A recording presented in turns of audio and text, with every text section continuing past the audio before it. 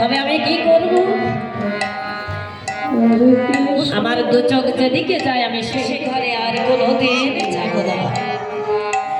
তাই গোবিন্দ ঘোষ কি করলে, গঙ্গার কিনারে একখানা তাল পাতার কুঠির বেঁধে সেইখানে বাস করতে লাগবে। তার ছোট্ট বালক গোলাচাঁদ, আরে ছোট্ট বালক গোলাচাঁদ পিতার আগমন বার্তা শ্রবণ করে দৌড়ে এসে ডাক দিয়ে বলছে,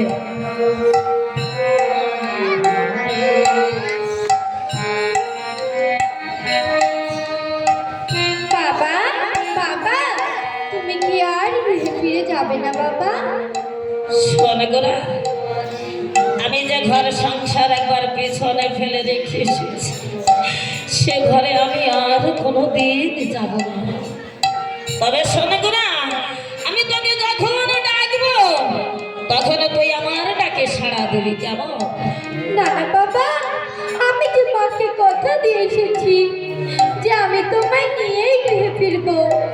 মা যে তোমার অপেক্ষায় বসে আছে বাবা, তুমি একটিবার গৃহে ফিরে চলো। শোন গোরা, আমি আর গৃহে যাব না। শোন, আমি তোকে যখন ডাকবো তুই আমার সঙ্গে সে দেখা করবি বাবা। বেশ বাবা, তবে তাহলে আমি আসি। তবে তুই যা বাবা, তোর মায়ের কাছে তুই চলে যা।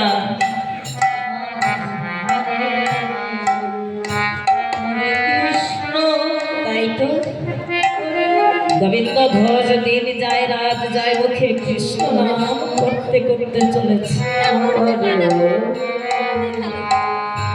হরে কৃষ্ণ হরে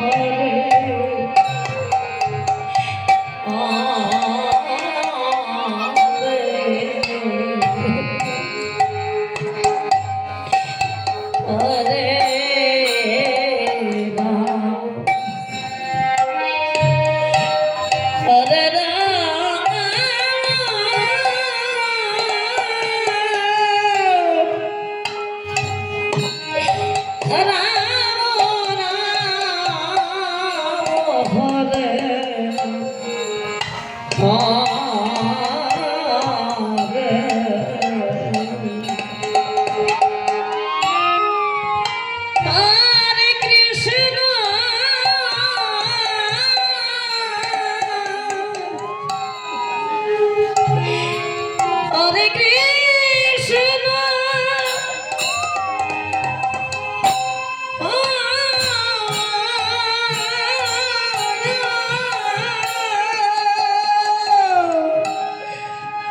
কৃষ্ণ কৃষ্ণ হরে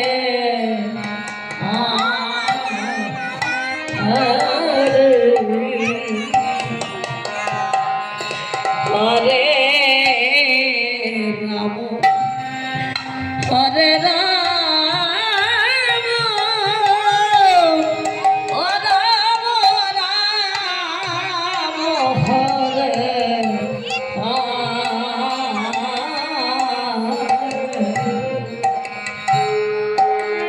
তাই তো সন্ধ্যা পূজা শেষ করে প্রভাত উঠে গোবিন্দ ঘোষ মনে মনে চিন্তা করছে, যাই আমি ওই গঙ্গা স্নানে যাই।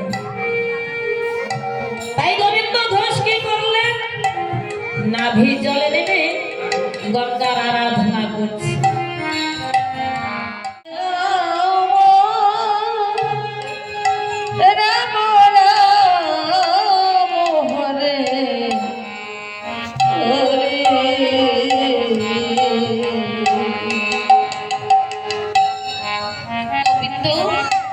গোবিন্দ, তুমি আমায় চিনতে পারলে না গোবিন্দ? তুমি আমায় মরা পোড়া কাঠ ভেবে ওই অদূরের চরে ছড়ে ফেলে দিলে গোবিন্দ। যাও গোবিন্দ যাও, শীঘ্র যাও, আমায় নিয়ে এসো গোবিন্দ। আমায় নিয়ে এসে তোমার গৃহে প্রতিষ্ঠা করো, আমি তোমার জন্য অপেক্ষা করছি।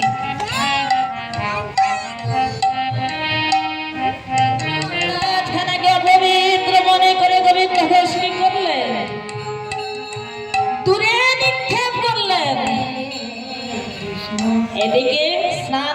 গোবিন্দ ঘোষ রাত্রে যখন ঘুমাচ্ছে স্বপ্নে গোবিন্দকে বলছে, গোবিন্দ ওগো গোবিন্দ, অতই স্বপ্নে দেখিল গৌরাঙ্গ আসিল ওই গোবিন্দের পুরে পুরে ঘরে দাঁড়াইয়ে দুয়ারে বলে বলে গোবিন্দ রে মনে বড় ভাবে বাসি রে। স্বপ্নে দেখিল ওরে গৌরাঙ্গ আসিল ওই গোবিন্দের করে ঘরে, কখন দাঁড়াইয়া দুয়ারে বলে গোবিন্দ রে তোরে বড় ঘরে বাসি রে। কতই না কেঁদেছি দিলে তুমি রে, আমি শিলা রূপে ভেসে ধরা দিলু এসে তুলে ছুড়ে ফেলবে মোরে গোবিন্দ পেয়ে আমায় ওরে ফেলে দিলি কৃষ্ণ পেয়ে আমায় ওরে ফেলে দিলি। হরে কৃষ্ণ হরে গোবিন্দ ঘোষ, ওই গোবিন্দ ঘোষ ছুটে গেল রাম রাম হরে হরে, দর্শনে তার গলা জুড়ালো গোবিন্দ ঘোষ ছুটে গেল হরে রাম রাম রাম হরে হরে। যেখানে সেই আভ্রপড়া কাঠখানা গিয়ে ফেলে দিয়েছিল সেখানে কাঠ নয়, একখানা পাথর, তাতে সুন্দর করে কৃষ্ণ মূর্তি অঙ্কিত আছে। গোবিন্দ ঘোষ মনে মনে চিন্তা করছে, হে বাবু তোমার লীলা কিছু বোঝা যায় না দয়া। তুমি একবার হাসাও, তুমি একবার কাঁদাও বাবু। তাই কি করলেন, এই পাথর খানাকে মস্তকে ধারণ করে ধীরে ধীরে চলেছে কুঠিরে। হে দয়া,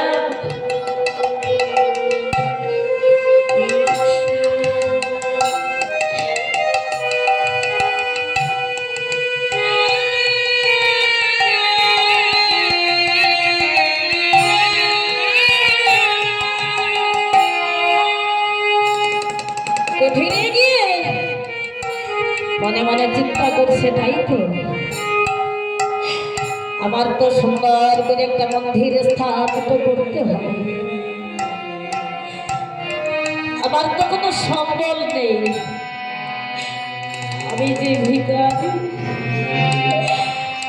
আমি যে ভিক্ষা করে খাই, এবার তো আমি কি দিয়ে মন্দির স্থাপিত করব।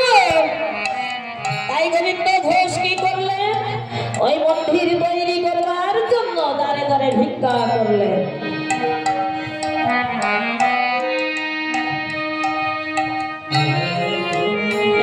ভক্তগণ আমার মায়ের করতে করতে গোবিন্দ ঘোষের অনেক শিষ্য হয়ে পড়লেন। একদিন মনে মনে চিন্তা করছে, তাই তো আমি তো রাত্র প্রভাত হলে ওই শিষ্য বাড়িতে চলে আমার মনে মনে চিন্তা করছে, তাই তো যেদিন আমি এই ধরাধামে থাকবো না সেদিন এই গোপীনাথের পূজা কে করবে। আমার তো মনে পড়ে গেল আমার তো ছোট্ট বালক, শেষ করে প্রভাত উঠে আমি আর শিষ্য বাড়িতে চলে যাব। তুমি কি গোপীনাথের পূজা দিতে পারবে? হ্যাঁ বাবা, আমি পারবো। আমার গোপীনাথ দাদা আমার সাথে খেলা করে, আমার মাথায় হাত বুলিয়ে ঘুম পাড়িয়ে দেয়। ধন্য ধন্য গোপীনাথ, তুমি আমার গোড়াকে ভালোবাসো। সুন্দর করে সাজিয়ে গুছিয়ে ওই গোপীনাথের পূজা দেবে। সে খেলার সাথীদের সাথে খেলা করছে, যে গোপী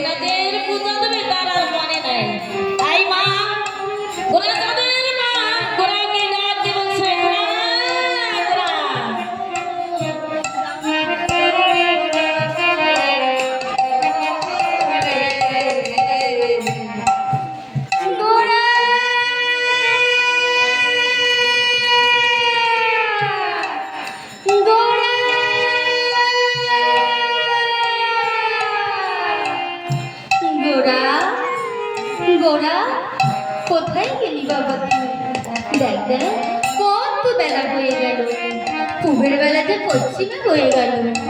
গোরা, মা, মা, তুমি আমায় ডাকছো? হ্যাঁ গোরা, তুমি এতক্ষণ কোথায় ছিলে বলো না? কেন মা, আমি তো এখানেই খেলছিলাম। তুমি কি একদমই ভুলে গিয়েছো নাকি? কি মা? এই দেখো দেখো, কত বেলা হয়ে গেল, পূবের বেলা যে পশ্চিমে হয়ে গেল। তুমি তোমার গোপীনাথ দাদার সেবা পুজো দেবে না? হ্যাঁ মা, আমি যে একদমই ভুলে গিয়েছিলাম। মা, তুমি আমায় বাবার মতন করে সাজিয়ে দাও। বেশ, তুমি শীঘ্র করে স্নান দর্পণ সেরে আসো, আমি তোমাকে তোমার বাবার মতো বৈষ্ণব বেশে সাজিয়ে দেব। বেশ মা।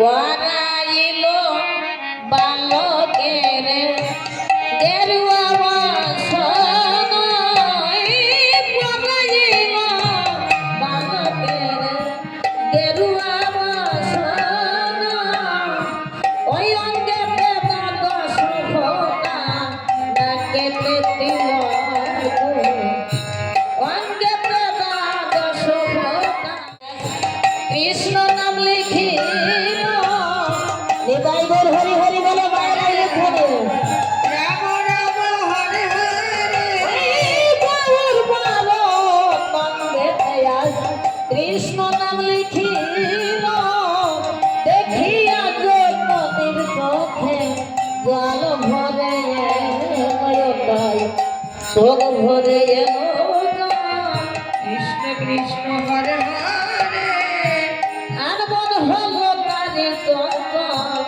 চোখ ভরে এলো। মা, মা, তোমার এমন মলিন বদন কেন?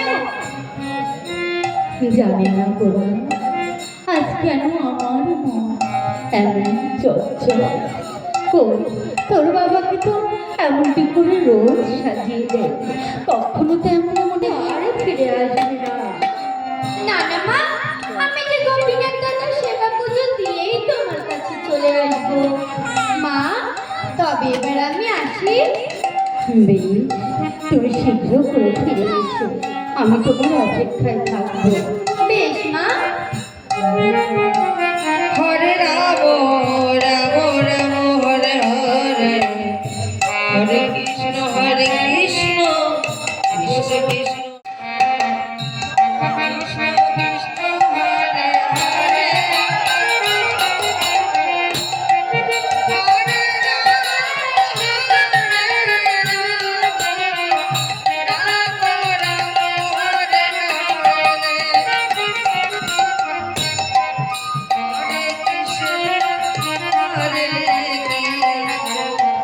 হরে কৃষ্ণ কৃষ্ণ হরে হরে,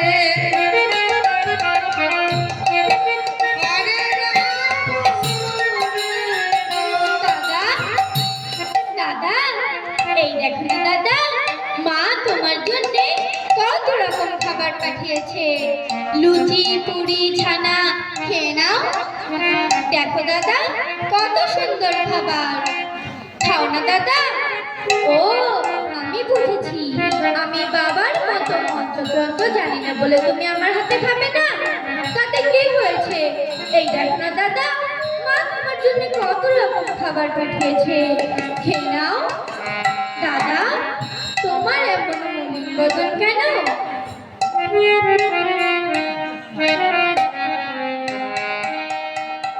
ওগো গোপীনাথ, তুমি কেন হেনো আনমনা?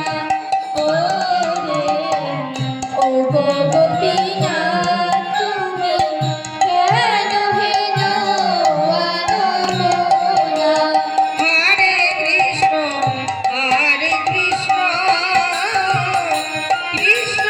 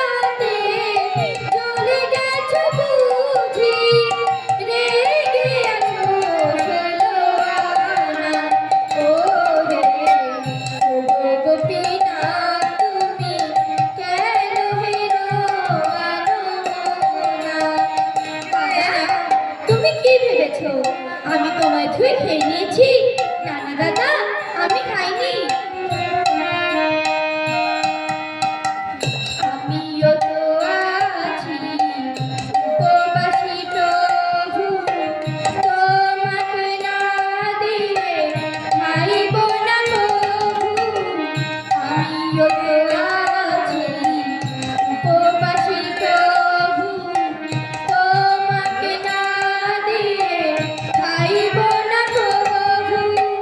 চুপ করে তুমি কেন আছো প্রভু, চুপ করে তুমি কেন আছো প্রভু। মুখ তোলো যাদব সোনা মোরে, ওগো গোপীনাথ তুমি কেন হেন অনুমনা ওরে, ওগো গোপীনাথ তুমি কেন হেন অনুমনা ওরে, ওগো গোপীনাথ তুমি কেন হেন অনুমনা।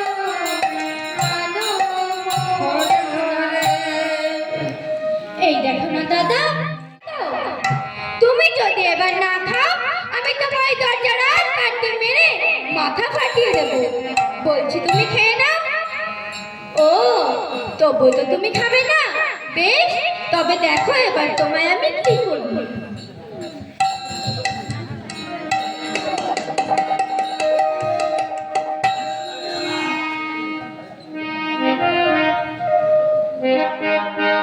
নাড় কাঠ খানা হাতে তুলে নিল, এই তরো তরো নাড় কাঠ খানা হাতে তুলে নিল, ওই গোপীনাথের মাথায় হাতে যুদ্ধ হইল। হরে রাম রাম রাম হরে হরে, এবার মারবে বাড়ি এবার মারবো বাড়ি, আর হবে না সাড়াসাড়ি, এবার মারবো বাড়ি।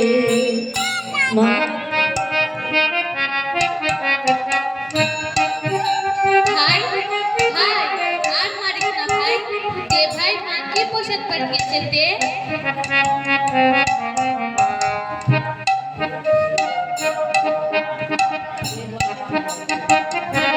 মারিস নে গোরা, আমার কথা শোন, তোর দেওয়া ওই ভক্তি আর ভয়ামি করি আসন ছেড়ে পাষাণ মূর্তি এলো গোরার ঠাই, ভোজনের আসনে বসে বলে দে না গোরা খাই ঘরে। এই দেখো দাদা, মা তোমার জন্য কত রকম খাবার পাঠিয়েছে, লুচি মুড়ি ছানা, খেয়ে নাও। না না গোরা, আগে তোকে খাইয়ে তারপর আমি খাবো গোরা। না না দাদা, এটা তোমার জন্য পাঠিয়েছে, তুমি খাও। না আগে তোকে খাইয়ে তারপর আমি খাবো। বেশ দাদা। ঘরে রে ও বাবা কাবার জন্য ধরা সতীর বিহে ভোজন করেছিল, ওরে স্তন কেটে যাবি, রেখে সতী ওরে রে। আরো একদিন সেবা করেছিলাম আমি ওই জয়দেবেরই ঘরে, ওরে নিজ গতি ভেবে ভেবে কন্যা সেবা করায় মোরে রে গোলা, তেমনি মতো ওরে তুইও গেলি গোলা। আমি যে মাকে সব কথা বলি, এই কথা আমি মার কাছ থেকে কেমন করে লুকোবো? আমি জানি না ভাই, ওই তো মা এসে গেছে, এবার আমি তাহলে আসি।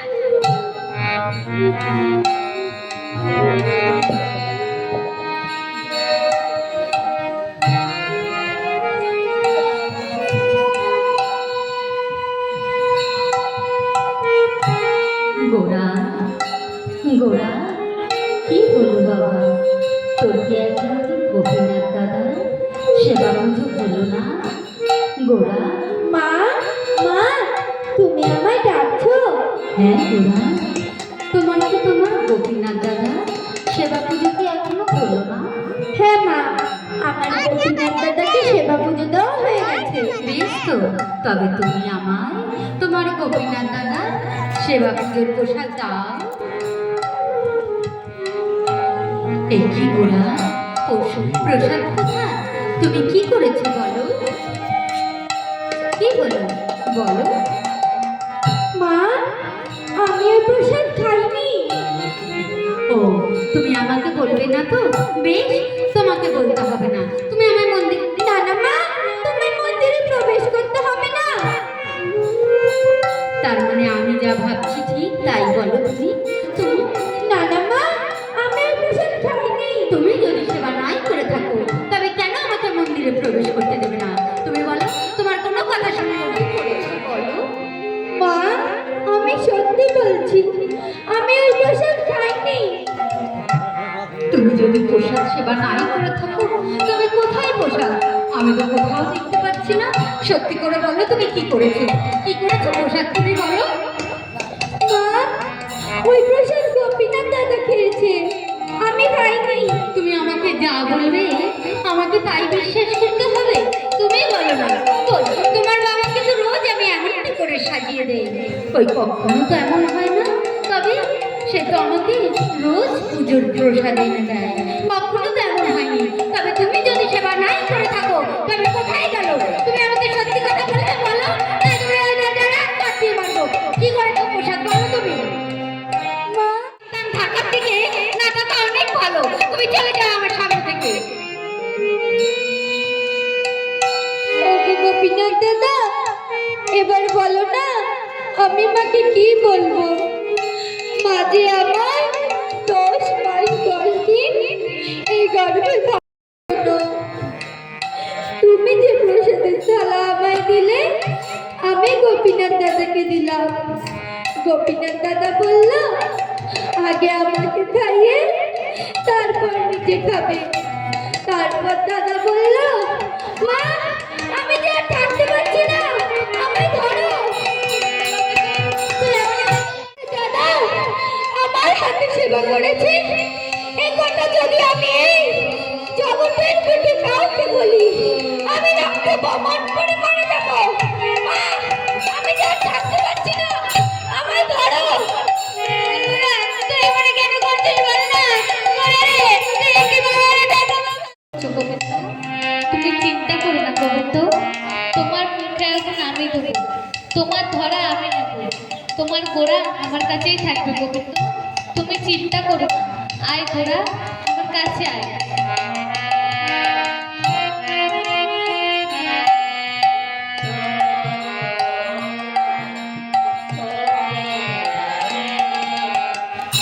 হরে কৃষ্ণ হরে কৃষ্ণ কৃষ্ণ কৃষ্ণ।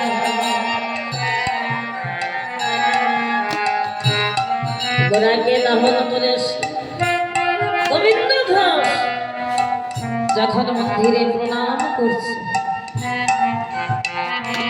ঘোষ প্রণাম করলো।